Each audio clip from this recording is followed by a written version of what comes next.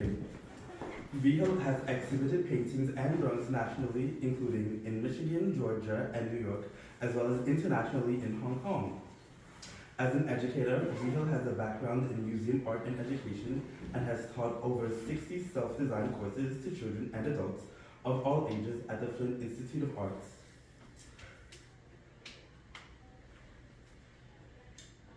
Pardon, just skipping.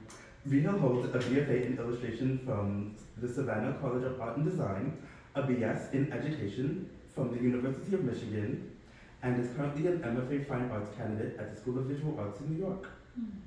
Thank you, Erin. Thank you so much.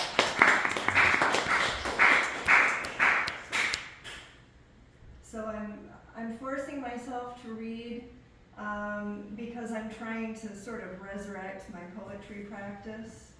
I brought with me 4 short pieces. I've got 2 from a couple of years ago, and then I've got 2 recent pieces that are dream journal poems that I'm using for my thesis work this year. From a nearby park, I saw them, facing apart, the one its pinnacle heaven-bound, the other working like an awl into a puddle on the ground. One reaching up, confident in its sun salute, and as I stepped, the other shook.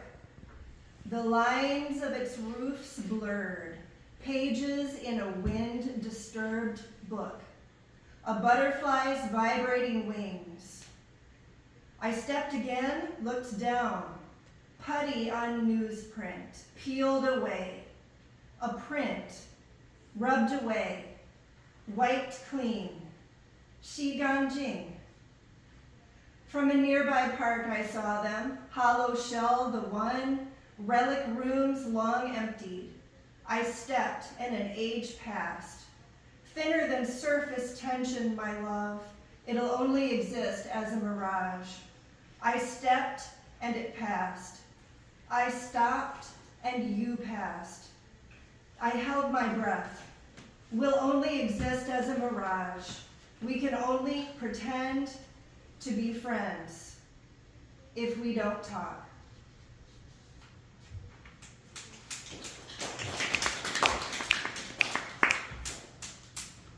This one's called The Door Held Open. Along a mossy quiet path, the memory of water, jade tinkling, carried within the soil.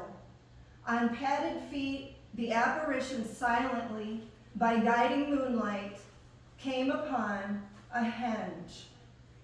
A coil of incense, partly burned, came into view beneath a scholar's stone. Closer now, other shapes began to materialize, tall, pale, jutting like teeth, porous taihu all, and each 2 meters in span. Visible now, within the central clearing, stood a monolithic nephrite pillar, smooth, apart from a chest-height trapezoidal window that could have been hurriedly chiseled out, a missing heart. In this prominent position, it seemed to hold a function most ritualistic indeed, as of an altar.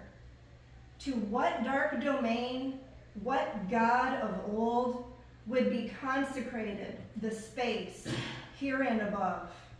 What offerings placed upon its shelf?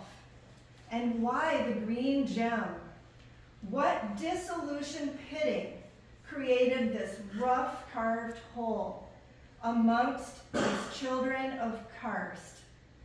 Unseen but keenly felt, a monument to the abyss.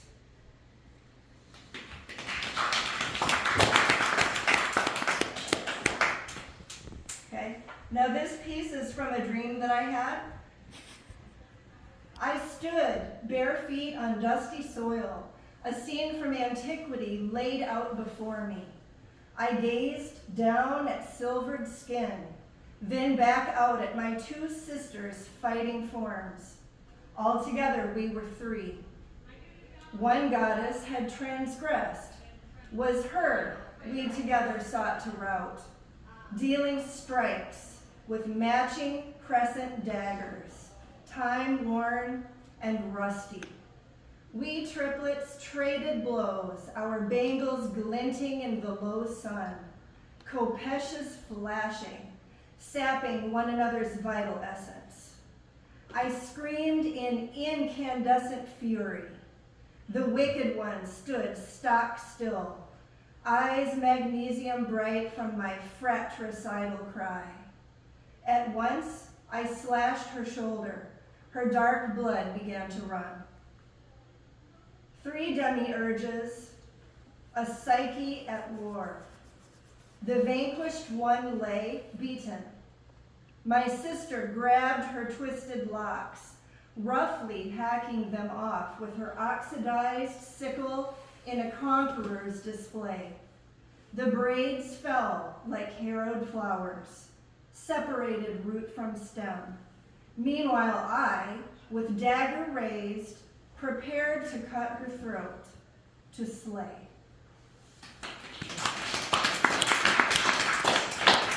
Have time for one more? Yeah. Okay. All right, so this is another dream journal entry from last month. I gaze out over an impossibly clear sea, the plain. Beneath the waves, the glimmering lights reveal vast settlements, pelagic sprawl, a skyline in reverse, entire neighborhoods wrapped around the bay, above it and below, in this far-wrought future. The plain ascends, gargantuan. A wave swells in slow motion. The nose of the beast presses outward, stretching. The surface tension doesn't break, until it does. The fuselage splits the heavens in 2. The dream liner makes a seamless transition from sea to sky to space. Passengers line the elliptical windows, tourists perhaps, or colonists bound for a new world. I turn my attention downward to the high-powered mercury lamps, wondering about a structural integrity failure in that hostile deep. As soon as the thought occurs to me, I'm there, paddling in the silt, a balcony backlit in the gloom, reaching desperately for the surface, wishing I'd had filled my lungs. Amidst the seaweed and submerged concrete, a man swims up. I grab for his foot, then I don't. I'd rather drown and wake up than be a dick.